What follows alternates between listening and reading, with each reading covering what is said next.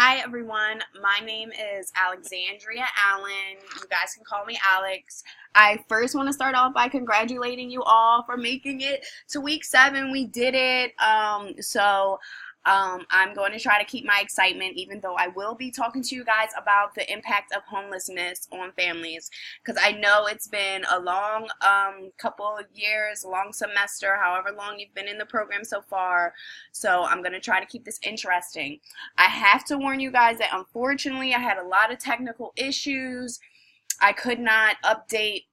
I lost some of my information on my slides, and for time's sake I couldn't update it all, so I will be talking to you guys a lot, so I apologize if you have to take a lot of notes and not everything is directly on the slides, but I will try to speak slowly, which I'm gonna try to do that now, because I realize when I get nervous, we all start to talk really fast, but I am going to try to just explain everything to you guys, and I hope you enjoy this presentation. So first, let's get off into the definition. When I was researching the definition, I found that it's very hard to narrow down the exact definition of homelessness, and there's many different definitions depending on where you look. But basically, it is an individual who lacks housing, someone who is primary residence during the night is supervised, public or private, example shelters or temporary housing, or living in residential transitional housing. A homeless person can be someone without permanent housing who may live on the street, stay in a shelter, mission, single room, occupancy facilities, abandoned buildings or vehicle, or any other unstable or non-permanent situation. Also, it could be somebody, a family member living on a family member's couch. It could be somebody living with their friend, which when I first found that out in high school, I was very surprised because I knew many people in that situation that were living with friends. I even was in that situation once where I was living with friends, and I never in high school kind of before that categorized it as homelessness, but now I have a better understanding of it and I see why it would be considered that. Also, so there are, like I said, there are various different definitions of homelessness. One is transitionally homeless. That's short-term homelessness. So they become homeless, maybe get evicted, and then go into a shelter and immediately get a new apartment. And please excuse me if I butcher this word. The listen, y'all. Episodically homeless, I think I did that right, in and out, and this is someone that's in and out of homelessness. Whew, I apologize. Chronically homeless. These are long-term and reoccurring homelessness in shelters and on the street. This is about 10 to 20% of the total homeless population. The largest homeless population is the transitionally homeless. So there are an estimate about 553,742 people in the United States experiencing homelessness on any given night. This represents a rate of approximately 17 people experiencing homelessness per 10,000 people in the general population. It is estimated there are about 2 to 3 million people that experience homelessness in a year. For families, it's adults and children, and families make about 35% of that population. That's a large population. In about 2016, about 500,000 families stayed in shelters. And research has been examining the effects of financial pressure and income loss on families, and has found that financial pressure undermines parents' psychological and emotional resources, thereby disrupting the parent and child interactions. So one of the things that you see happen is that these financial strains and pressure of not being able to provide maybe a house or everyday needs for their child also affects the interaction between the parent and child.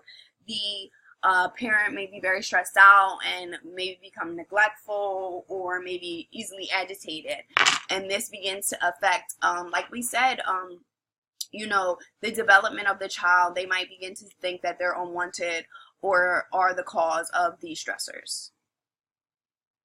So some risk factors are adverse childhood events, and as we have been learning during this course, that would be maltreatment as a child, abuse, neglect, those kind of things. Studies show that teenage homelessness are more than likely result in homelessness within their adulthood. The adulthood is definitely spelled wrong, so I'm going to correct that before I send this in. History of mental illness, disadvantages of educational experiences, behavioral problems, physical disabilities, substance abuse, and unemployment. They also do show, I was looking at a study, childhood trauma, and like we said, we talked about that. That's one of the biggest risk factors of homelessness. And the more and more I research about trauma, I just find that it affects people in so many ways, and it is looking like one of the leading causes to many of these mental illness and just unfair conditions for certain people. And the impact that trauma really leaves on the brain is just so lasting that I'm learning, and really can affect who we become as an adult. So let's talk about the history. This is I found very interesting. So I am from Philadelphia, so some of these things are just gonna come straight from Philadelphia. In 1729, I was very surprised by this. Philadelphia passed a law allowing them to exile the homeless. To me, I felt like this was very important because it's like it set the tone for how we looked at people that were disadvantaged or lesser than. It's like we really treated them exactly like that, less than. Like we made it seem like they were trash, like we could throw them away. And I feel like that pattern has just being repeated over and over. Of course, we're getting much better. As you go down this timeline, we're definitely going to see that you see people begin to look at their situation a little differently. So in 1820, farmers began to move to bigger cities looking for work, but this also led to an increase in homelessness, and also this began the beggar's age. This is when homeless people began to beg on the streets of New York City and Philadelphia, and they actually began to outlaw that around this time. Then we go into 1873, the Panic of 1873, a 6-year depression. This record showed that people were found dead of starvation on the side of the street. A lot of people just did not have the basic needs, and we're starting to see a larger number of homeless individuals. And then in 1889, John Adams founded the Whole House, providing shelter, food, and medical attention to the homeless. So this is when we first got introduced to homeless shelters. Then in 1929, the Great Depression started, and like a lot of us learned in high school, that really affected a lot of people and left a lot of people homeless. And then we moved to the 1980s. The federal government funded a $2 billion homeless assistance system made up of emergency shelters, soup kitchens, transitional housing, and other programs that met homeless immediate needs. So once again, this was another step forward into building more resources for these individuals. Instead of looking at them like lesser than, we're beginning to put funding into them, because it's more beneficial for us if all of our people are taken care of, and that way that everything can work in order. And then like I said, this is in 1980, the government created the U.S. Integrancy Council on Homeless to coordinate the federal response to homelessness and create a national partnership at every level of the government and with the private sector to reduce and end homelessness. And then in 1999, the government developed the Homeless Management Information Systems, a data collection systems in response to a congressional mandate that required states to collect information on homeless to continue receiving federal money from HUD to serve homeless populations. And then in 2011, the Department of Housing and Urban Development HUD study, veterans are 50% more likely than any other Americans to become homeless. And the government actually has a goal, and I know this, that homeless individuals would have been, homeless veterans would have been, would have ended by 2015. So let's get into the services. This is like my favorite part, because I always want to know where to go. I think that is one of the scariest things about being a social worker, but something I definitely have to work on is being okay with not having the answer. But I always hate not knowing where to send somebody, and then later finding out all these resources that are available that I had no idea about. So let's first start. I found this list. It's a DHS Homeless Assistance Program contact list. It's for Pennsylvania. It basically is a list of all of the assistance programs in the different counties for the homeless. So you can call this to get different resources, to learn about what you can do for your client in that area if you're not that familiar. I know sometimes we don't always work in our county or not always that familiar. So this is a good way, if you're not that familiar, to get more acquainted with the services within the county. And then we have the Dignity House. This was actually the first house to be founded and guided by homeless people and activists.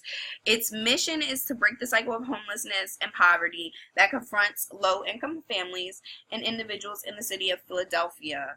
We provide safe, affordable housing while promoting self-sufficiency and creating opportunities beyond expectations. So they are really, they provide housing, different resources, so that's great for if you are in the Philadelphia area. Also for the Philadelphia area is the Families Forward of Philadelphia. They are the largest emergency shelter for families. They actually, which this, I want to make a statement. It's sometimes very hard to find shelters that keep families together. They often do not let men and women and children together. So that's another strain on the family that you have to think about as sometimes occurs. That these families that are used to at least going through this together sometimes are stripped apart at some of the hardest times of their lives.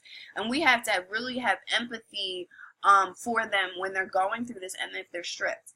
But luckily, Families Forward of Philadelphia, they keep families together and they accept both men and teen boys.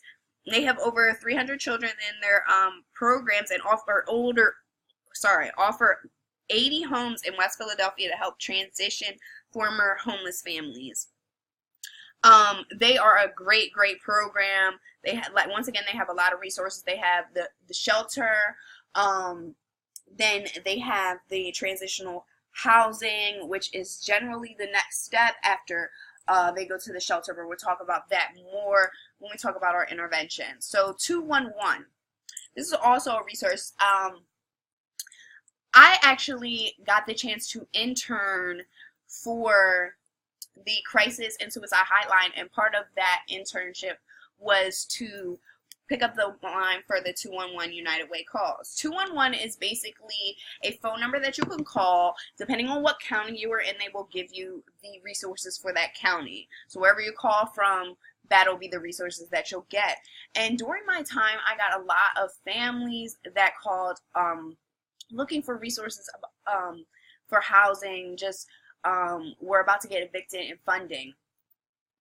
And I can say one of the things in this certain county, it was very hard to find resources that were available and that had beds, even for families. And I was very surprised by this, and it opened my eyes to that we really need to try to get some more services out there. I know sometimes it's not always that easy to just build a building with rooms, but we just don't have enough space right now, I learned from working at 211, for the amount of families that are facing this epidemic problem. So the Philadelphia Office of Homeless Services, that is basically a resource